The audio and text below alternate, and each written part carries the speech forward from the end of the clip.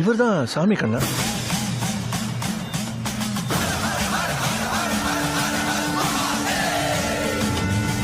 உங்களுக்கு இன்னொரு விஷயம் தெரியுமா? சாமி கண்ணுக்கு இந்த ஊர்ல இருக்கவே பிடிக்கல. எனக்கு இந்த ஊர்ல இருக்கவே பிடிக்கல. எல்லாரும் என்ன சாமி சாமின்னு சொல்லிட்டு ஒதுக்கி வச்சுக்கீங்க.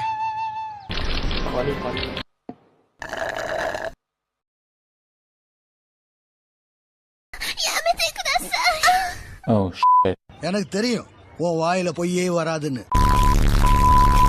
ஐயா சாமி கண்ணு, உன்னோட பொறுப்பு தெரிஞ்சுமான்னு இப்படி எல்லாம் பேசுற?